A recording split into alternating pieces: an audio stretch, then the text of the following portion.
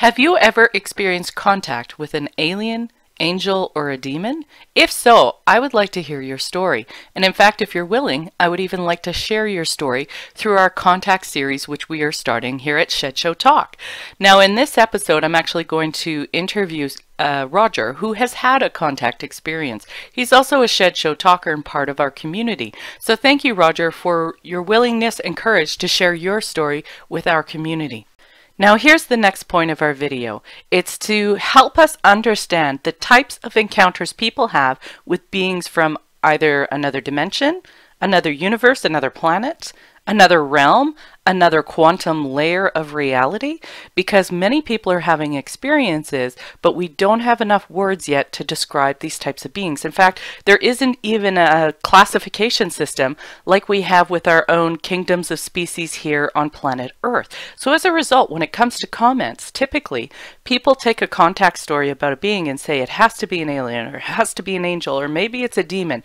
But sometimes I think that we don't really fully understand, possibly, the entire history of contact through the stories of humanity over the millennia. So my hope with this series is to actually start showing those stories so that you can see the diversity in encounters people have with beings.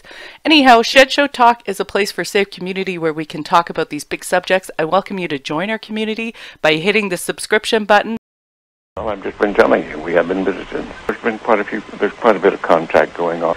It's pretty well known to those of us who have been briefed and been close to the subject matter. Roger, you and I have spoken quite a bit on social media and also in person. And you had a story recently that I feel the Shed Show Talk community would really benefit from hearing because you have had an alien contact disclosure experience. Is that correct? I believe so. You believe so. You say that very casually, but your story is really, really interesting. And so, first off, set the scene. Can you tell me how this all occurred? I was in bed, asleep, and I was in a deep sleep from what I could tell. And I've had these dreams before where I'm falling and then I'll slam down my hand on the bed, and or my foot will fly off the bed or something like that. This particular one, I remember just very briefly before I woke up that I was falling really, really, really fast in darkness, I believe. And my body felt like it literally slammed into the bed harder than I've ever felt from these dreams before in the past. And when I hit it, we also have two cats that sleep on the bed.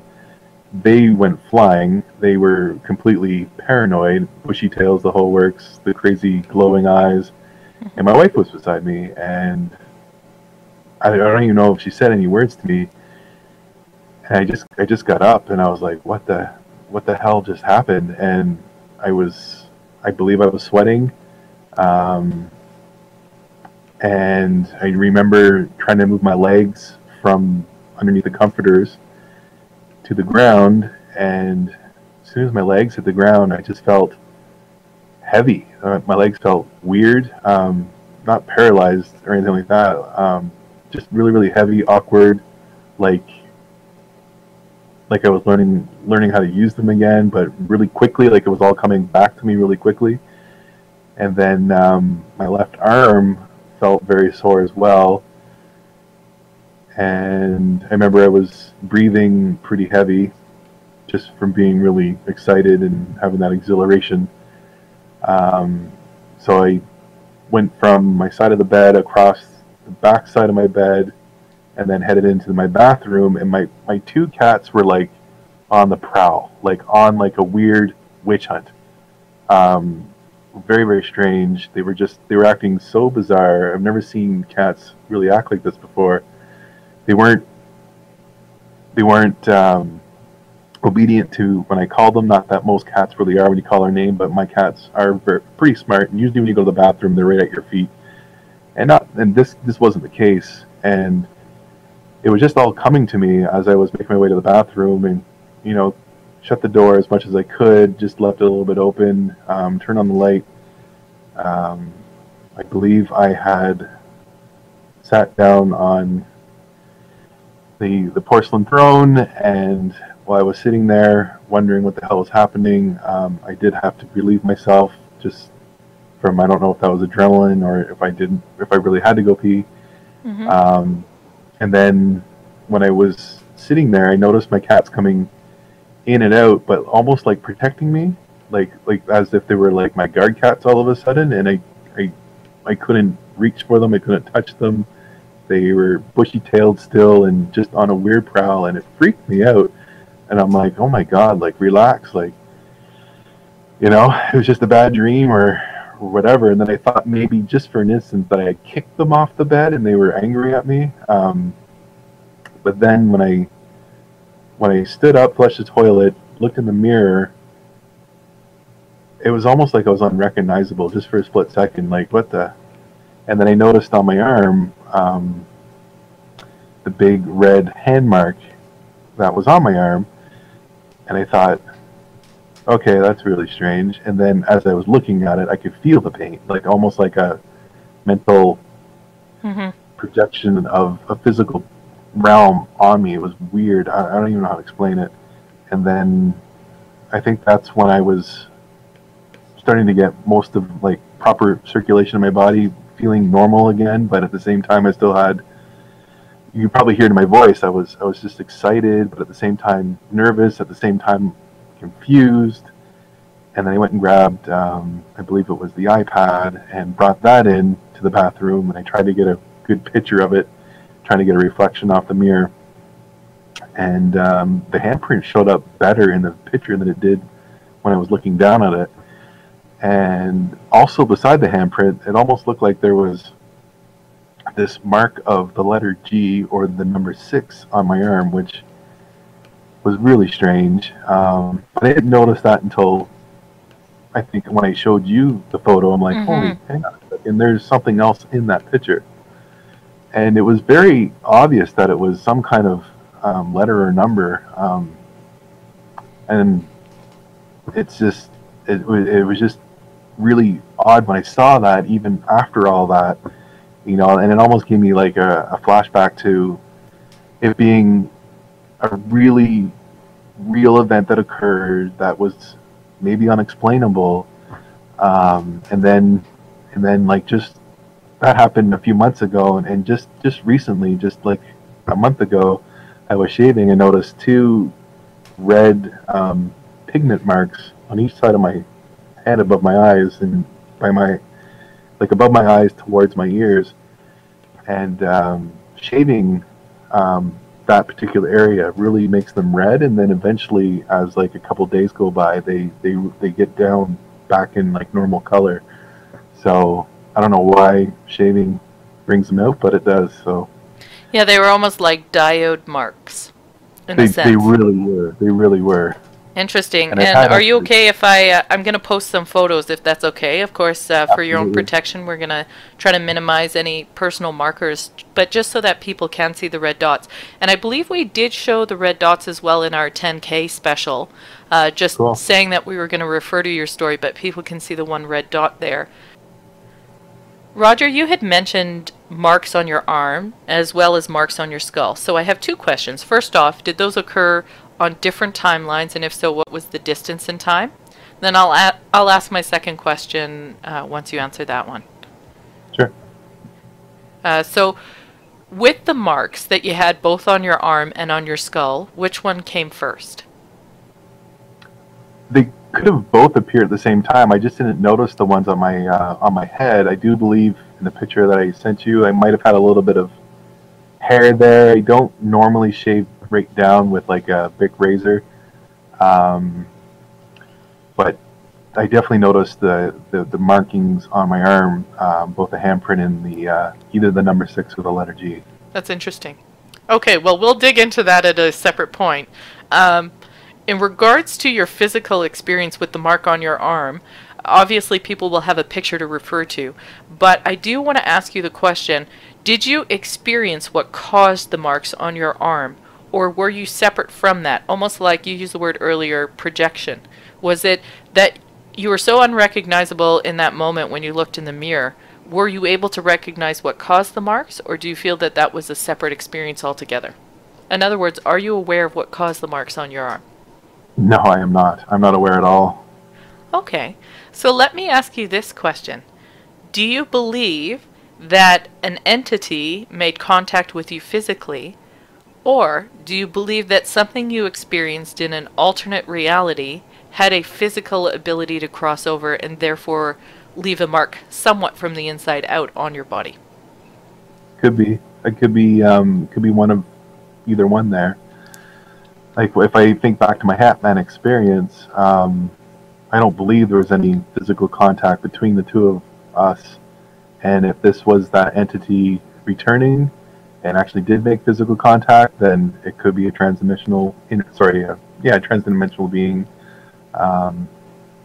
Could be, and I just don't have any recollection of that time around. So it's really interesting because I've done a lot of disclosure conversations with people, and they've had experiences with Hatman, spheres, beings, orbs, dark powers, demons, angels, gods, the spirit of God.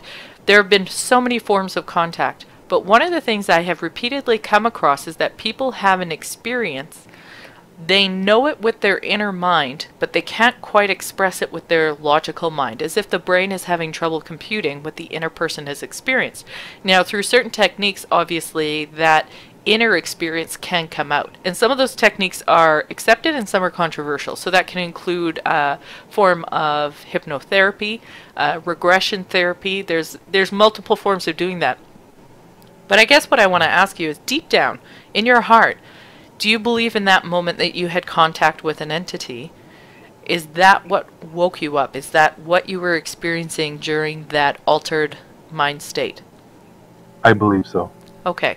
So if we push a little bit further here, do you have any inkling of what type of being or entity could have been behind that contact? I actually looked at that big, long-fingered discovery that they found in Peru, this alien hand that they found. It's the fingers on this hand that they discovered are so long. Mm-hmm. That doesn't look like it matches up. So I was kind of chasing a wild goose chase here for a little while, trying to actually look at what's out there right now on possible aliens and stuff like that. But I don't know. I still don't know. I have no idea. Do you believe that this entity was supernatural or multidimensional? Do you think those could be the same or different? Could be the same or different. I don't know. I have no memory of the shape of this or the size of it or anything like that. You had mentioned a contact with the Hat Man, which is a well-known alien phenomena, correct? Am I understanding that correct? Very well known. Okay.